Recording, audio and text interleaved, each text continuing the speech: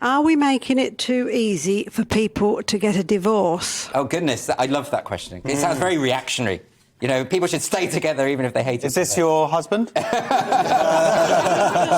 It's my second husband. Oh, okay, there we go. So far. It all falls into place. Now, this is interesting. So this is these new no-fault laws have been introduced in England and Wales this year, and apparently divorce applications have risen to the highest rate in 10 years. So just to explain what these no-fault laws are, it basically means that when you get divorced, you have to kind of say that you have to blame the other partner. You have to come up with a list of why they were a terrible spouse. And this causes all sorts of problems, particularly for the kids who have to be in the middle of all this stuff, where basically, you know, people who are getting divorced are encouraged to kind of put into a written form why they are not to blame. This can't be helpful. It was utterly pointless the way it worked before, because the way divorces worked did not in any way mirror the way that relationships break down. Yeah.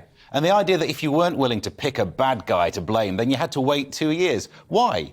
It just seems such an arbitrary thing to have to go through. But then, Steve, what about the nature of this question, which is, you know, if we have these new ideas implemented, does that mean that more people are going to get divorced because it's going to be easier to get divorced? Do you think there's any case for making it harder for people to get divorced to keep the family unit in check? So you're saying, should we make it that people are miserable for longer? Yes. Just so it looks good on our stats? Absolutely, that's what I'm saying. Yeah, no, I think if you want fewer people to get divorced, it's not about making divorce harder, make relationships better. I'm not sure how you do that, but that's clearly the... Or maybe they should make marriage harder. Yes. That would be interesting. What, like you have to do an obstacle course? Yeah, you have to sort of show your teamwork skills. Yes. You have to sort of, you know, put in all the plates in the dishwasher, sort out all those different sort of argument points, all the things the big reasons that people would get divorced.